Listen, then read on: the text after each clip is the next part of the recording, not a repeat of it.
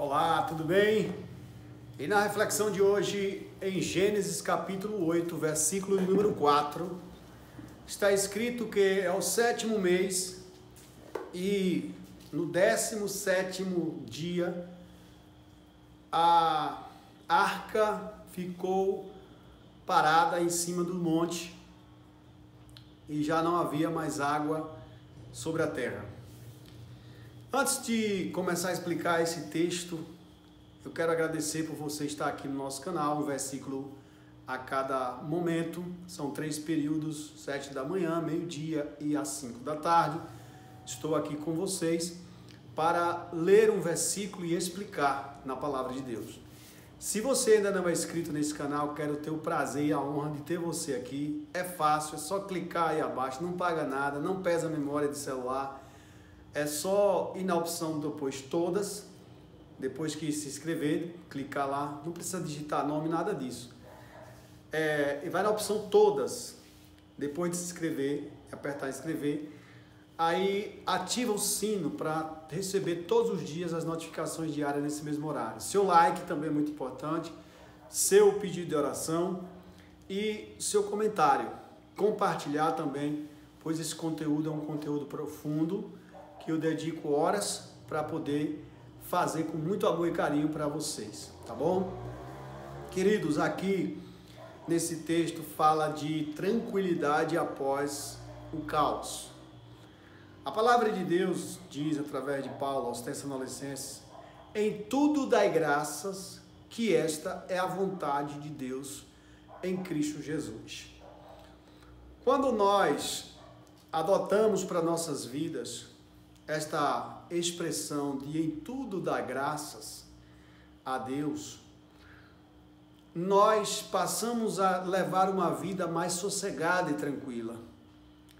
Nosso coração bate melhor, nosso linguajar fica melhor, nossas amizades ficam melhores. Enfim, tudo começa a ser melhorado na nossa vida.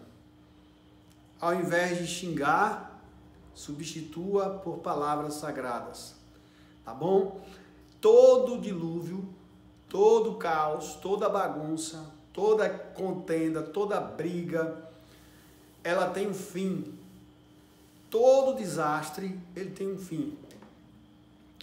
Tudo que está acontecendo sobre a terra de ruim terá um fim. Há uma esperança para o povo de Deus de vida após a morte, uma vida eterna que Jesus promete. E há também uma vida que posteriormente, depois da tempestade, vem a bonança, vem a tranquilidade para aqueles que estavam na arca. Quem vai desfrutar aqui da novidade após dilúvio são apenas os que estiveram na arca. Os que não estavam na arca, infelizmente, não puderam desfrutar das novidades pós-dilúvio.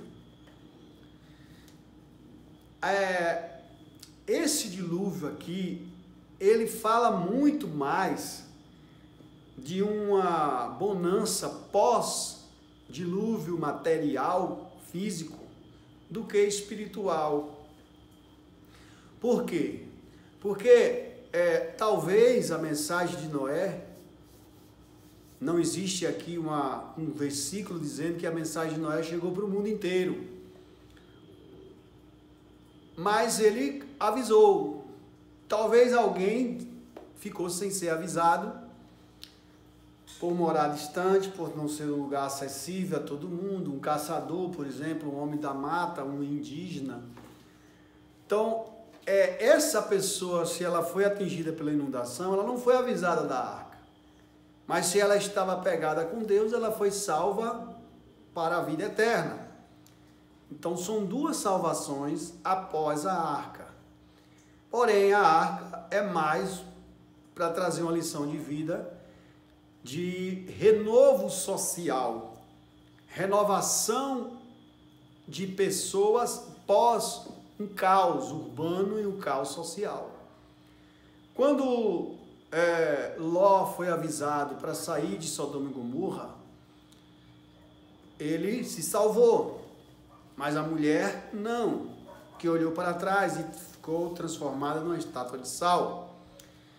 Então, as pessoas que ficaram ali, em Sodoma e Gomorra, perderam a pós-vida de novidade que poderia acontecer se saísse. Hoje, a arca também é o ato de sair das grandes cidades, de sumir, de ir para outro lugar.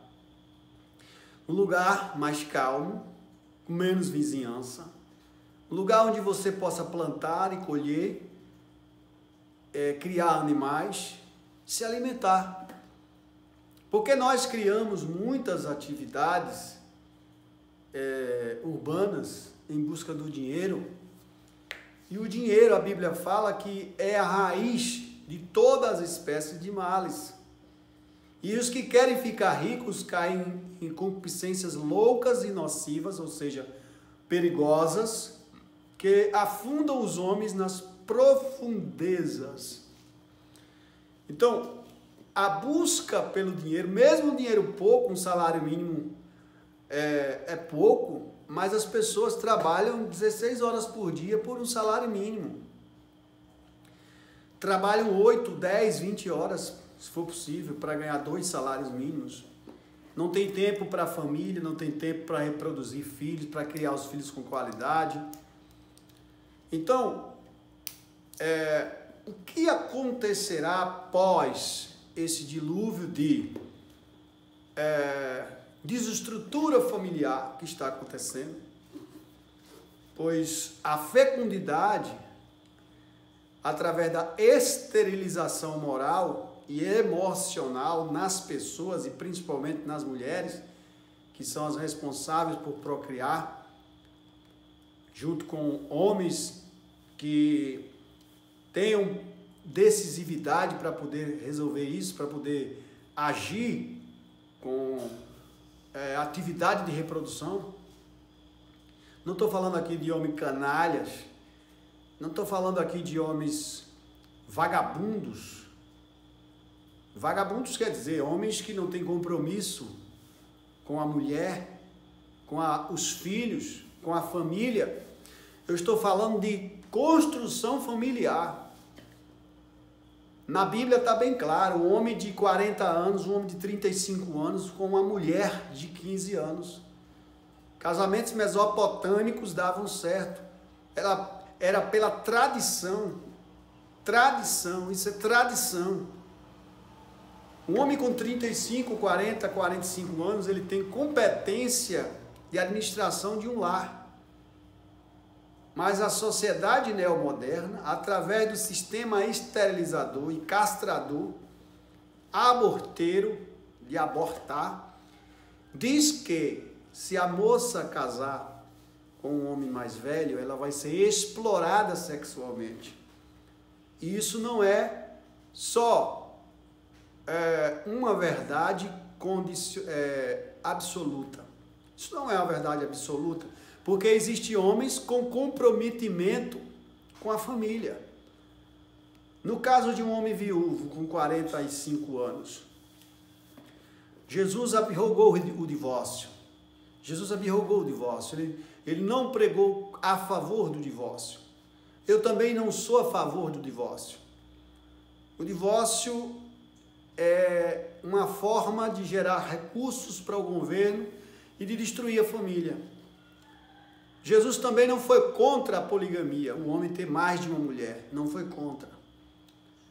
Ele fala do encontro de 10 virgens com um noivo, apenas um noivo. 5 eram nécias, tolas, e 5 eram prudentes. Os casamentos polígamos, eles deram certo com controvérsias ou com dificuldades. Todos os casamentos têm dificuldade. Com uma só tem dificuldade, com 2, com 3 vai ter dificuldades. Mas se as mulheres forem submissas ao seu noivo, ao seu marido, esse casamento vai procriar, vai formar uma família forte, sólida e numerosa. Mas hoje a hipergamia é mais aplaudida, a mulher ter o melhor homem e os melhores. que ela queira, do que a poligamia, que é mais consolidada e estrutural e tradicional. Está na Bíblia. E não era machismo. Machismo é uma ideologia que foi inventada para dizer que os homens são maus, mas não é machismo. Reproduzir filhos e criar filhos não é machismo. Se não fosse meu avô, cara decidido, avô materno, fazer mais de 15 filhos, se não fosse meu avô paterno, apelidado como Zé Oinho, e o meu avô Zé Araújo, se não fosse esses caras, eu não estava aqui falando com você. Cada um tiveram mais de 15 filhos. Se não fossem minhas avós, Raimunda Ávila, se não fosse a minha outra avó, esposa do meu bisavô Zé Oinho, era o apelido dele, que tinha um olhinho pequeno. Se não fosse esses caras, essas mulheres, eu não estaria aqui para falar, essa voz não estava ecoando, chegando até você. Esse pregador aqui humilde não estava falando sobre fecundidade. Agora, em pleno ano 2025. A energia desses caras está em mim. O sangue deles corre na minha veia. Então isso não pode ser abortado. Isso é sangue de vida, de homens corajosos, de mulheres corajosas, de mulheres que foram submissas, que me dá energia de emoção citá-los. Se eu pudesse, traria-os de volta à terra. Eram pessoas positivas, de coragem, que comiam do que a lavoura dava, do empim, do amendoim, do feijão, do milho. Foram homens sem privilégios, banguelos, sem dentes, mas eram homens viris, fortes, decisivos e corajosos em construir família. Nós precisamos resgatar esses valores pós-dilúvio. Pós-dilúvio. Vai vir uma bonança. Eu faço um ato profético que vai vir uma bonança depois desse reset mundial que o governo quer dar, depois esse excesso de leis. São 60 leis criadas por dia contra o indivíduo, contra o homem principalmente, para o homem ficar emasculado, fraco, frouxo, indeciso, apático, efeminado. As águas de torneira efeminam, as vacinas efeminam, os medicamentos alopáticos efeminam, os alimentos transgênicos efeminam. Eu pesquisei, não encontrei, não existe base científica para isso, meu amigo. Não precisa de base científica não, só é você olhar para os resultados. Olha para os resultados aí. Tem casais aí tentando engravidar e não consegue nem a pau. Gastam uma fortuna, faz isso aqui. Água de torneira, cloro na água, refrigerante, biscoitos, chocolates, açúcares, cloreto de sódio. É isso. A má alimentação. Eu estive num supermercado na cidade ali onde eu estou e vi o carrinho cheio de produtos industrializados. Não tem uma fruta, não tem um repolho, não tem nada de salada natural, vegano. Só alimentos emplastificados. Aquilo destrói o organismo, enfraquece o organismo da mulher. Por isso que aumenta o caso de aborto, os casos de abortos espontâneos, os casos de morte no parto, nascimentos de bebês prematuros, esterilização, efeminação, tudo que tem muito carboidrato, excesso de carboidrato, efemina. Pesquise sobre a unidade 731, no Japão, que fazia testes com pessoas para criar vacinas de esterilização em massa. Pesquisa sobre unidade 731, pesquisa aí sobre universo 25, pesquisa, teoria dos ratos, universo 25, veja no que é que vai dar a sociedade que está aí. Ela vai explodir e implodir. Ela vai se destruir, ela está se destruindo, não aguenta. O reset mundial já começou dia 28/4. Há quem diga que não, mas já estava prevista a falta de energia. Ninguém nunca ouviu falar um negócio desse, energia faltar na Europa em quase toda, boa parte da Europa, melhor dizendo, só testes para implantar CBDCs, moeda digital. Se prepare, o dinheiro de papel já vai sair de circulação em 2027, só pessoa física vai poder usar, em 2030 só aposentados. Queridos, estamos chegando a um final de um grande dilúvio. Se prepare. Tem duas formas de você se salvar. A salvação física, que é saindo do meio, e a salvação espiritual, através do Senhor Jesus Cristo. O Bitcoin em autocustódia é uma saída para você ter moeda para poder sair do país, para ir para qualquer lugar do mundo. O Bitcoin em autocustódia é uma moeda espetacular, em autocustódia. A autocustódia do Bitcoin vale mais do que o Bitcoin. Então, mais importante do que você ter Bitcoin é estudar sobre autocustódia. Autocustódia de Bitcoin. Baixe o ChatGPT, pesquise, estude, vai no curso de Renato 38, de graça, está na internet. É um curso libertário, é uma libertação financeira, moral, cultural, mental, religiosa. Você vai aprender coisas boas. Você não vai precisar nem quase de usar serviços de advocacia. Você consulta o ChatGPT, ele lhe dá. Então a tecnologia também é favorável ao ser humano. Menos custos. Nós temos ela a nosso favor. Esse vídeo está chegando a você. É um meio de libertação também. Se você ainda não é inscrito, se inscreve no meu canal. Ative o sininho para receber todo dia notificações diárias nesse mesmo horário. Deixe seu like, seu comentário, seu pedido de oração. Quero agradecer pelas visualizações, estão aumentando. Começa num passo de formiguinha, uma pessoa, duas pessoas.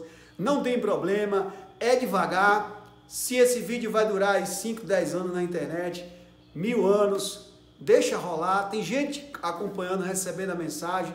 Talvez agora, na sua época que você está acessando esse vídeo, já está com 10.000 visualizações ou mais. 1 milhão, ninguém sabe.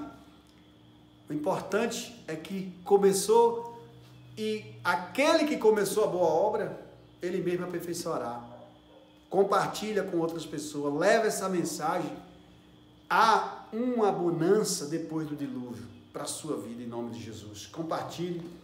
Adquira o meu livro no 719-8646-7003, é o livro A Pregação Oportuna. E é isso. Está entregue o recado, está entregue a mensagem. Deus abençoe. Quero orar pela sua vida, a vida de Mateus, Cauã e Micael. São os 3 jovens que estão sempre aqui no meu canal. Quero agradecer. Vídeo longo, em nome de Jesus. Vamos orar. Justo Deus, Israel, Deus Todo-Poderoso, em nome de Jesus. Há sempre uma bonança depois do dilúvio, depois do caos. Que o Senhor venha ajudar-nos a sermos fortes diante do teu projeto para as nossas vidas. Em nome de Jesus, nos dá uma clareza para recomeçarmos a nossa vida. Amém. Graças a Deus.